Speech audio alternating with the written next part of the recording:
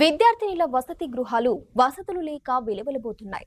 ప్రభుత్వ హాస్టళ్లలో తమ పిల్లలకు నాణ్యమైన భోజనం, మంచి సదుపాయాలు ఉంటాయని ఆశపడ్డ తల్లిదండ్రుల ఆశలు అడియాసలవుతున్నాయి. గణపురం మండల కేంద్రంలోని బీసీ బాలికల వసతి గృహంలో సరైన సౌకర్యాలు లేక ఇబ్బందులు పడుతున్న విద్యార్థుల పరిస్థితులపై ఆర్బీ న్యూస్ ప్రత్యేక కథనం.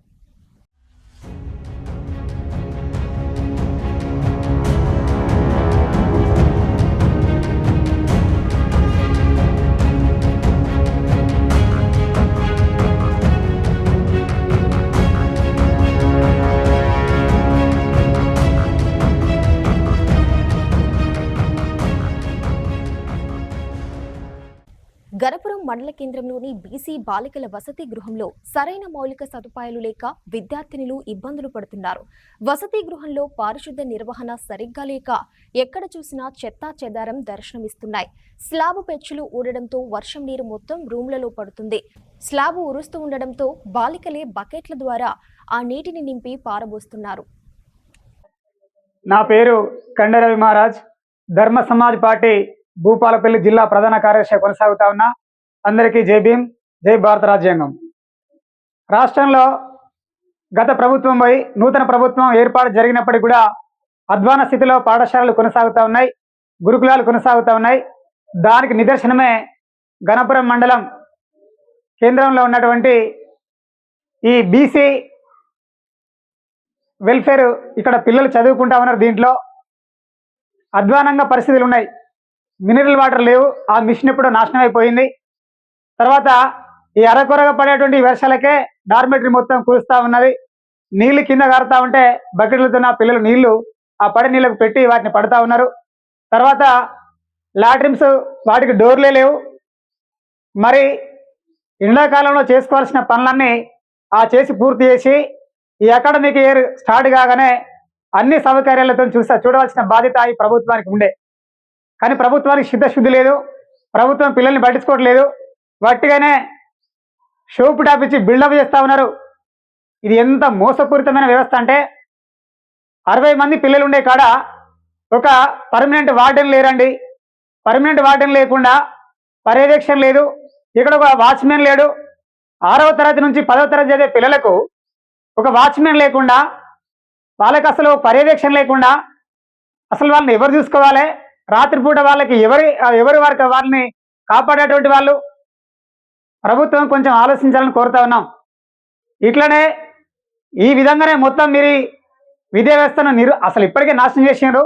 ఈ వ్యవస్థను ఇట్లనే కొనసాగిస్తే మాత్రం ధర్మ సమాజ్ పార్టీ ఆధ్వర్యంలో రోడ్డు రాస్తారోకలు చేసి మీ ప్రభుత్వాన్ని మొత్తం దిగ్బంధం చేస్తాం. మేము అడిగేది మా కోసం కాదు, పిల్లల కోసం. టాయిలెట్ పోద్దామంటే కంపు వాసన.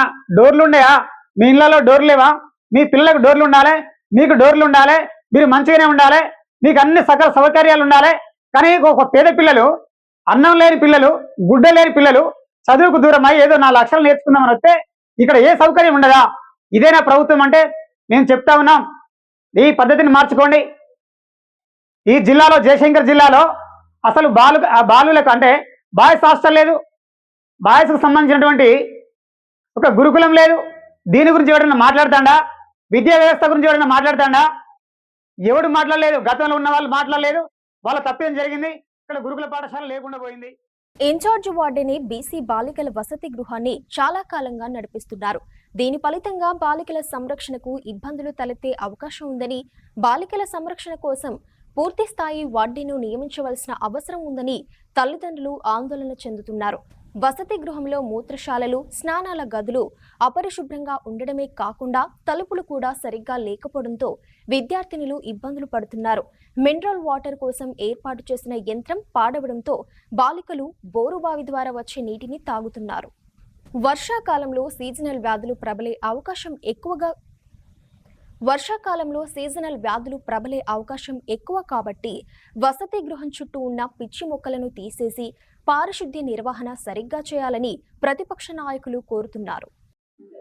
నైట్ వాచ్మెన్తో పాటుగా సీసీ కెమెరాలు ఏర్పాటు చేయండి సార్. మొత్తం జిల్లాలో ఉన్న ప్రతి స్కూల్లో సీసీ కెమెరాలు ఏర్పాటు చేయండి. అట్లాగే ఈ గణపురం మండల కేంద్రంలో ఉన్నటువంటి దీనికి ప్రత్యేకంగా ఒక 4 సీసీ కెమెరాలు ఏర్పాటు చేయమని మేము కలెక్టర్ గారిని కోరుతా ఉన్నాం.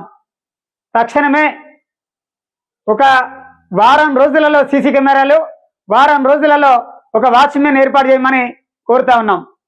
చూడండి సార్, మేము చెప్పే తప్పైతే మొత్తం మీరు ఒక 4 రోజులలో మొత్తం అంతా పర్యవేక్షణ చేయండి, మొత్తం కనుక్కోండి, రిపోర్ట్ మొత్తం తీసుకురండి. ఎక్కడేం లేదో వాటిని వెంటనే దాంట్లో మీ అకౌంట్ నుంచి డబ్బులు కేటాయించి వాటిని రిపేర్ చేయించండి. వాచ్మెన్ ఎందుకు కేటాయించండి? వాచ్మెన్ కేటాయించని స్కూల్ ఉంటాయా? భయంకరమైన వ్యవస్థను కొనసాగిస్తా ఉన్నారు.